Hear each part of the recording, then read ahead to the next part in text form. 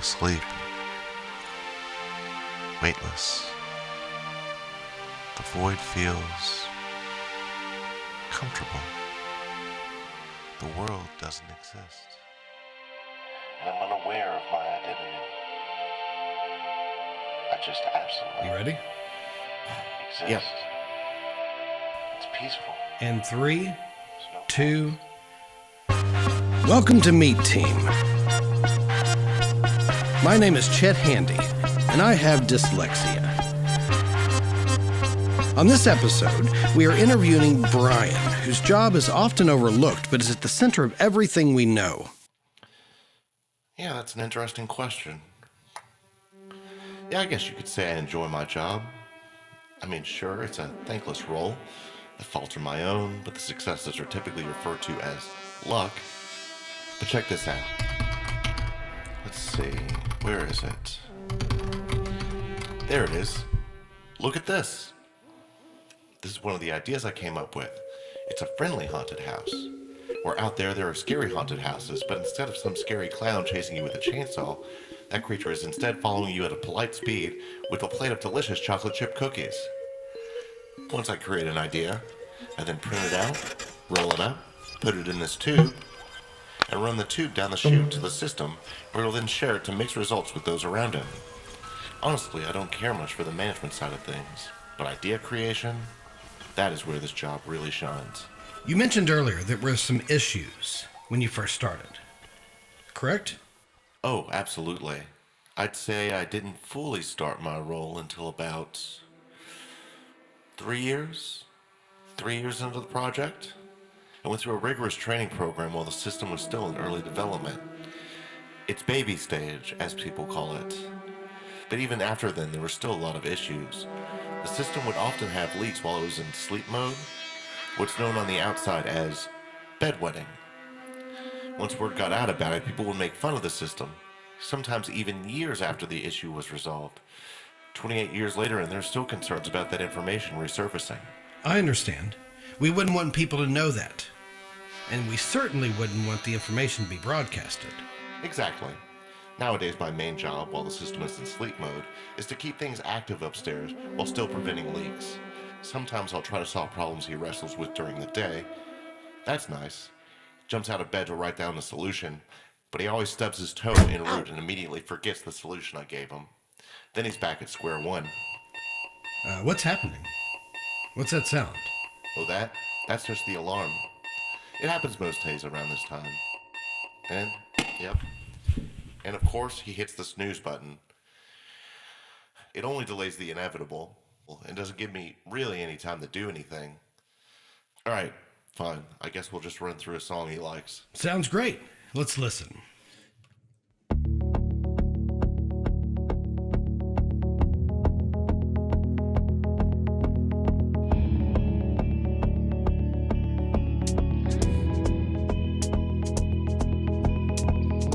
I got too many ideas. I guess I'm gonna have to write them down. I will share them with my friends when they arrive together back in town. And in my past life, I was a pilot, flying high over the East Atlantic Sea. As I was crashing, I felt the sunlight warm in my bones as I had to take the knee. Yeah, I got all the answers waiting right here for you. I could give them to you if you really want me to. I got all the answers sitting right here for you. I could give them to you if you really want me to.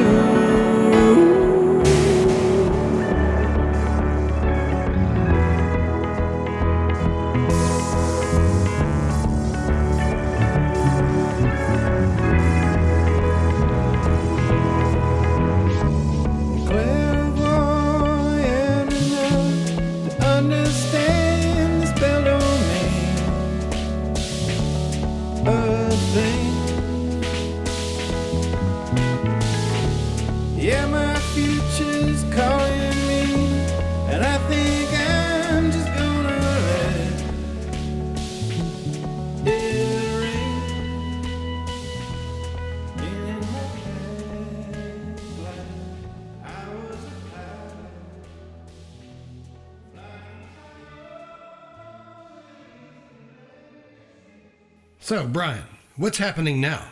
Well, you see, right now there's... Wait a minute. Who's Brian? That's your name, right? No, I'm sorry. You must have me mistaken. My name's Brain. Well, technically subconscious. Most people call me Brain. Brain. Sorry, I have dyslexia. You're gonna fix my name in the show, right? Sure. Brian then walked me through the system's waking routine, saying that he didn't have any control over it. I don't have any control over it. The body seems compelled to do this every morning, and it's the worst part of my day. You see how he's boiling water? That's for the coffee he's making. He's gonna drink 3 cups of the stuff back to back as a means of waking up. Brace yourself. It's gonna be a bumpy ride. Why? What's gonna happen? I'm not kidding. Hold on to something. Here it comes.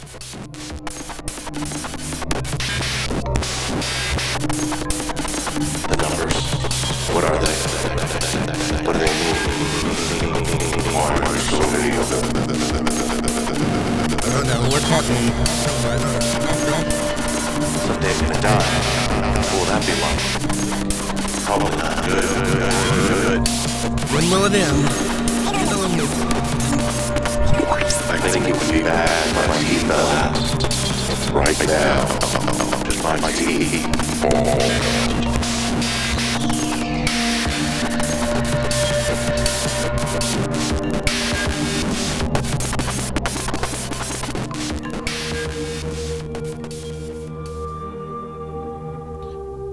You doing alright? I think I'm gonna be sick. Yeah, it's rough. I really don't know why he does that. But I wish he would stop. But, after a while you get used to it. Oh, for crying out loud, he's pulling out the yearbook. What's the significance of the yearbook? Oh, it's just... Sometimes he reflects on a girl he used to date. How old is he? And how old is the girl in the picture? Oh, no. No. It's nothing like that. You see, they dated when they were both in high school. Both. Which, I know even then, it's still not a great look. It's just, well, we choose not to acknowledge that. Around here, we just sort of grit our teeth and go with, you're roughly the same age then, and they're roughly the same age now. Yeah. But, I have to monitor some audio. Can you please scrub it from your broadcast of something Office played? No. You can't? Oh. I still have the job to do. Anyway, this is another part of my job. This is the internal monologue of the system. I can't really affect it, but it's useful for monitoring the well-being of the system. For this one, I have to play this tape as a background for the narration. Why? I don't know. It's just what they told me I have to do. Anyway, here we go.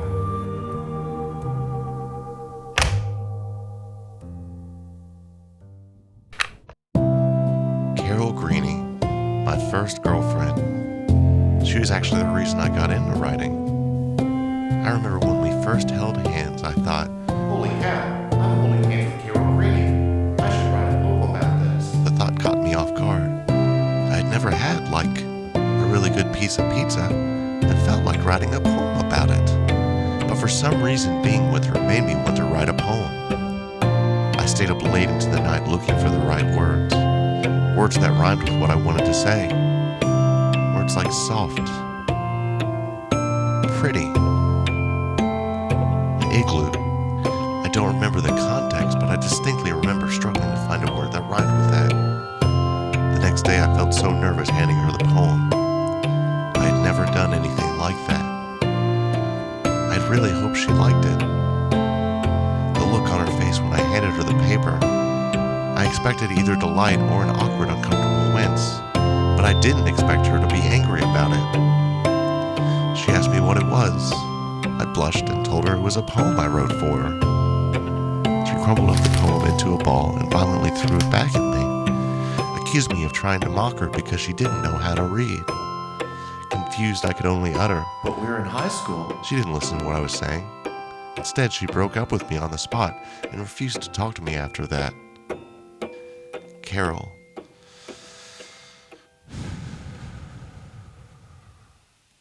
Carol. Wasn't too bad, right? Yeah. I feel like he should stop touching her picture like that. Yeah, I hear what you're saying, but look at it this way. No, you're right. You're right. I feel uncomfortable. We need to take a break. Hello, Man Handsome here, and I want to tell you about a product that I fully endorse. But first, close your eyes and imagine your ideal world. A world where people respect you, and your family calls you Big Guy when you show up for gatherings. A world where everything will eventually work out A-OK. And the women, oh my goodness. It's a lovely prospect, right? Now, open your eyes. What if I told you that all of these things are possible? That all of this is within your reach? Did I mention the women? I know what you're saying. No way, man. It isn't possible. I wasn't born yesterday. You're gonna have to take your snake oil to the neck sucker because I'm not buying it. Alas, dear viewer, it's not snake oil, and you're not a sucker. In fact, I think you're great.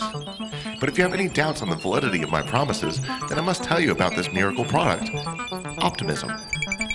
With the help of optimism, all of your wildest dreams can come true. And the best part about optimism is that it won't cost you a dime. Not now, not ever. Within 2 weeks of using optimism, you too can feel the sense of purpose in all of your endeavors. You will feel a renewed sense of resilience for any setbacks, and a greater satisfaction in your work. And women, oh my goodness, you don't even know. So don't be a Peter pessimist, sitting over there in some corner crying about how nothing is going to work out. People don't like that guy.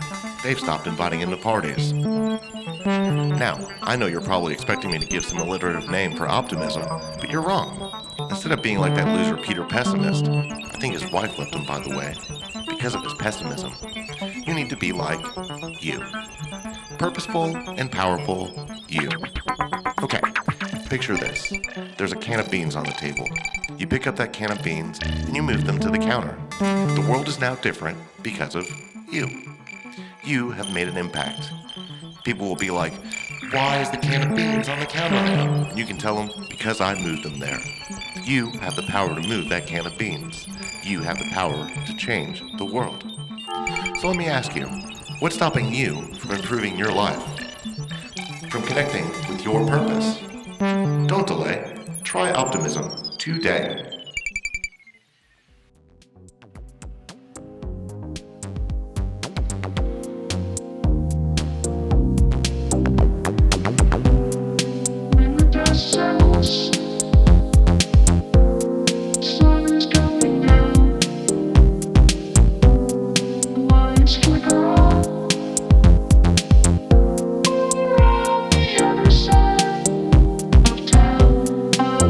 To be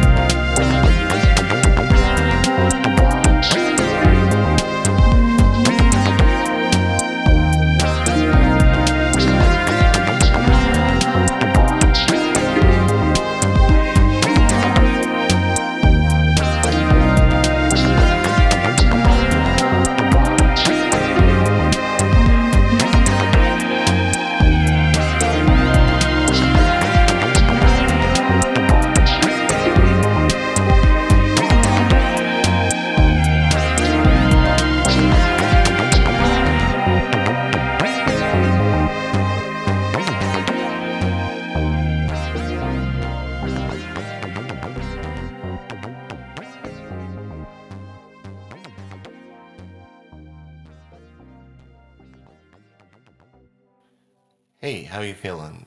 Is your stomach doing better? I'm all right. What's going on now? Okay, so before this next part, I have a bit of a confession to make. But I just have to let you know beforehand that there's a reason for it. Because, okay, so everything I do yields resentment. And I mean like everything. Like, for instance, dreams, during sleepy time. I try to give him everything he could possibly want. Riches, splendor, and the power of flight. But when he wakes up, he's disappointed with reality. And he blames me for it. But then I try to do the opposite. Tragedy and squalor and just spiders. Spiders everywhere. Things that I think will make reality seem more pleasant in comparison. Wouldn't you know it? He doesn't like that. So I try to go with what he knows, replaying past memories. Things that he liked at the time. It should be a fun activity for us both. But anymore, every memory is laced with regret. Regret that he blames me for. There's also the matter of work. He hates his job, but he wants to be good at it. So he'll work endlessly till the sentiments plummet and color is drained from the world where everything looks gray. So, since I'm good at making ideas, I try to invite him to a break. A fanciful world where there are neon light plants under a sky with pink, purple, and green clouds. And the land is populated with friendly animals and kites that never droop. A place where there are no regrets. There's no future and there's no past. It's just now. A place where he can stay and be happy. A place where he can appreciate the things I can do.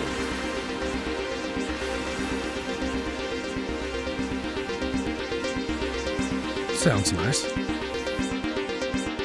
It is. It really is. But when he inevitably snaps out of it, he realizes he hasn't done any work. Which he hates. Which he hates! But still, he resents me. So, what is your confession? Oh, right, confession.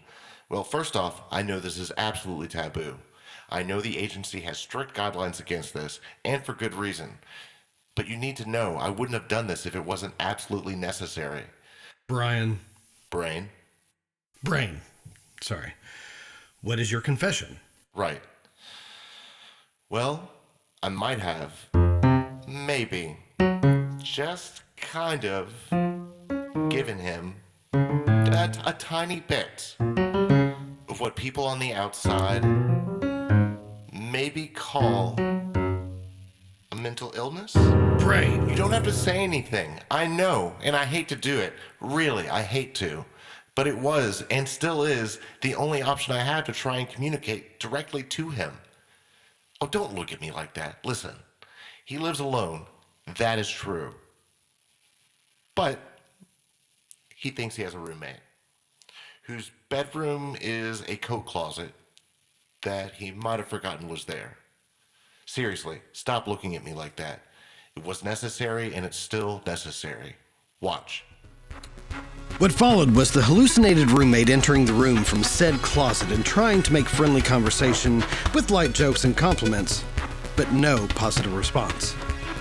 The system then demanded rent before he then deposited half of the rent from his account into his account. He then got cleaned up and then drove to someplace in the city. When asked where he was going, Brian told me that he was driving to the office where he had his first job, where he was to, as Brian put it, give the building the finger. He does this every morning.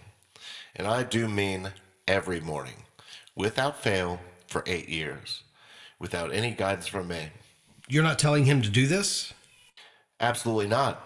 This is his call. Trust me, this is the least peculiar of his habits. Here, this tape will explain it. Fresh out of college, I got a job at Business Corp. Yes, the business corp. The hiring manager at the time told me he saw a lot of value in me when he hired me. He said that I would make it far in the company. Sure, I was happy, ecstatic even. Then on the first day, he told me to deliver a memo to himself 15 years in the past, informing him not to marry his, as he put it, shrew of a wife. He then provided me a barrage of information detailing every single thing she does to annoy him, from the distinguished-sounding British voices she uses for each of her pets to the way she pronounces pasta. Pasta, if you must know. After he got done complaining about her, he immediately picked up the phone and called his wife to see if they were still married. When she confirmed that they were, he hung up the phone and yelled at me for failing to do the simple task of delivering a memo, despite not having left the office, nor being given any time to even... Oh, now I get it. Time. I told him that I would get back to it and snuck out to HR to let them know the manager might be in dire need of psychiatric help. They asked me if I accomplished the task. I told them no. They told me they would investigate it. About 30 minutes later, after hearing about this, my manager fired me, saying that he would personally make sure I wouldn't get a job in business again. To my surprise, he was true and steadfast in his promise. Last I heard, his team had just finished developing a straitjacket for babies. The company's stock rose 3 points after this was announced. I work in a gas station now. Stupid. Okay, now that that's done, he should be going back Oh no. What day is it? It is Thursday. Crud. Thursday. Why did it have to be Thursday? Oh, I wish we hadn't done this interview today. Why? Oh, you'll see.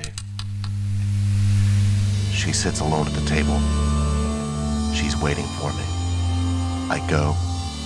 I sit down. I tell her about my stamp collection. I tell her it's finally complete because I only wanted 10 identical stamps. She tells me that's wonderful, and we kiss in celebration of my stamp collection. I pull out a poem from my back pocket and I give it to her. She gets excited. What is this? I tell her I wrote a poem about how amazing she is. She smiles. So big. So big. She says, You're going to make me blush. You're so pretty when you blush, I tell her. She opens the paper and is able to read it. Tears well in her eyes and she looks up at me, holds it to her chest, and tells me she loves me. I tell her I love her too. I don't know what comes after that. That is as far as the fantasy allows. The rest are in fragments. Our wedding day. The birth of our first child. Living some peaceful life in a nice house with a view. I don't know what exists between them. Maybe nothing. It works for me. Imagination expires as the man she always meets up with shows up.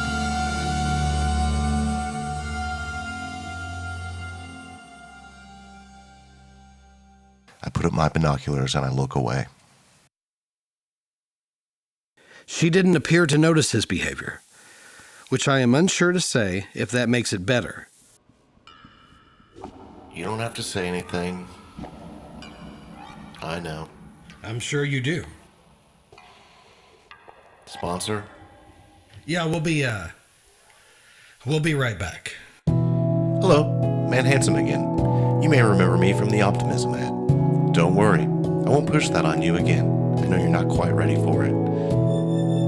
No, what I want to talk to you about this time is self-love. It's not optimism, but it's the next best thing.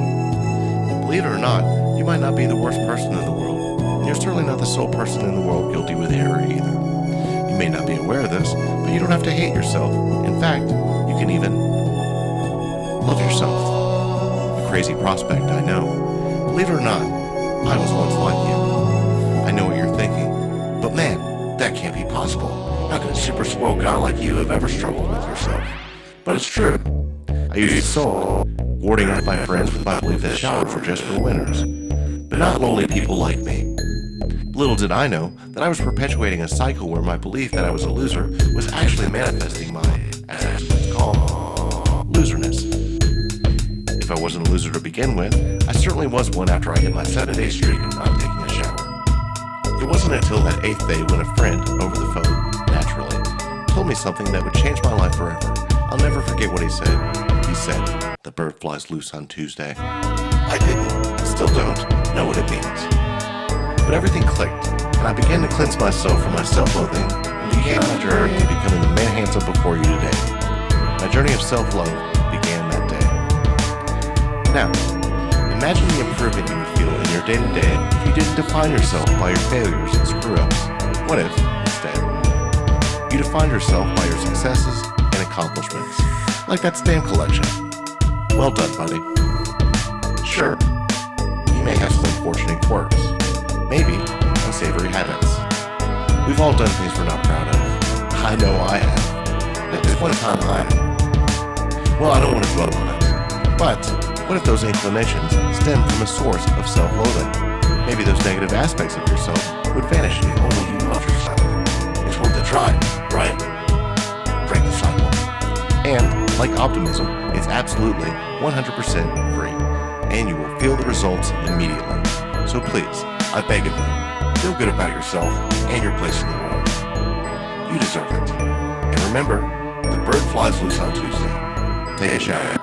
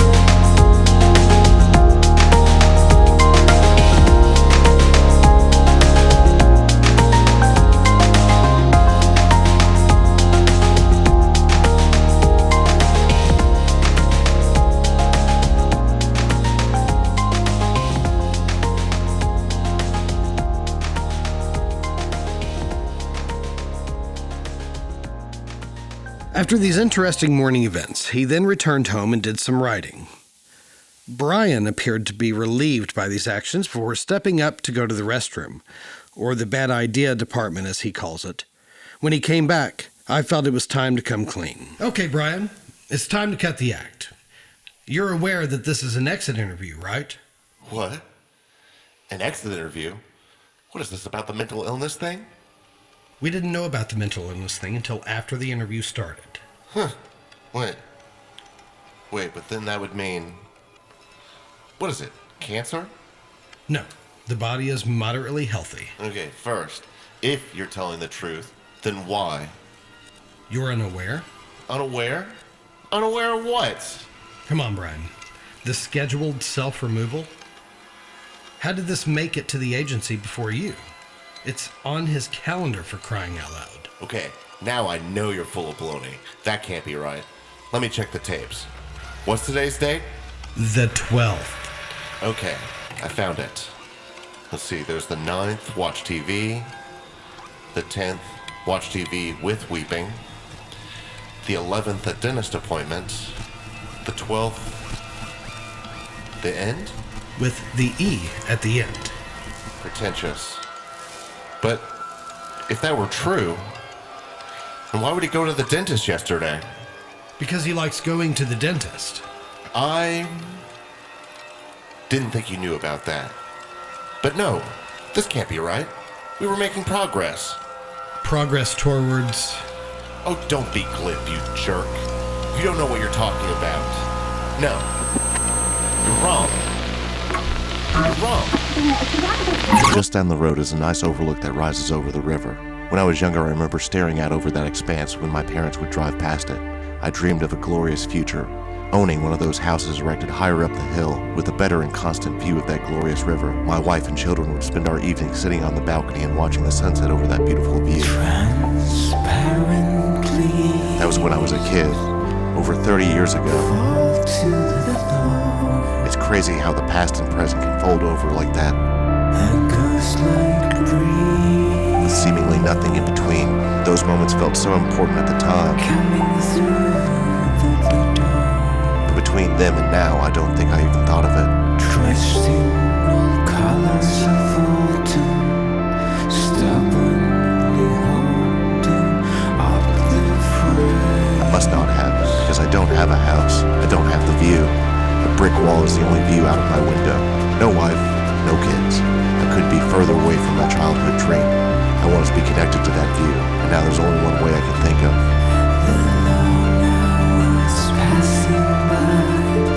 As I leave, I think to myself, I'm on my way, honey. I'll be there soon. Chet, quick, think of something. What are we gonna do? Accept it. It's over. You gave it a good run and an admirable effort, but you can't fix something that so desperately wants to be broken. Oh, screw you.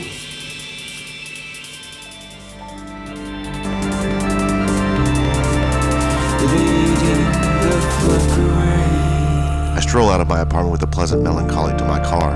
My roommate yells at me from the door of my apartment. Where are you going? I'm surprisingly nervous. Daddy's going out for a carton of smokes. You don't smoke. Seriously, where are you going?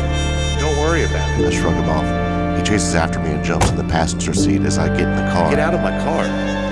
Please, come inside. We can hang out. We can have a nice, fun life. Like silhouettes of breaching. Brian, this is your last chance to get out.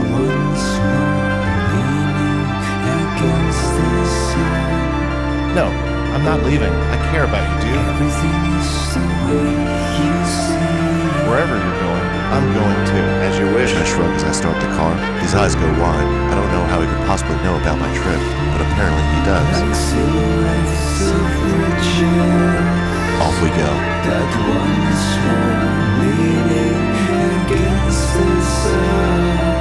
The sun's beginning to set. I don't know if I'm going to make it in time. The vision returns to me in the house with my hypothetical family. Here he comes. This is what you want? She asks. More than anything. My roommate begins yelling wildly.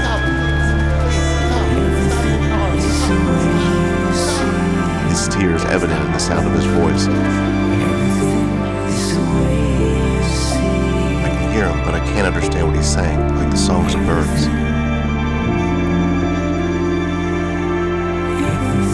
I'm too planted in my fantasy. I lift up a glass of expensive wine to my lips. I hope I can stay here after it's over. Please, stop the car. I feel my roommate out in the real world trying to wrestle the wheel away from me. I never knew how weak he was, not able to move the wheel in the slightest. My wife plays with my hair as I soak up the view from the window and watches the car finish its trek down the street and off the road when...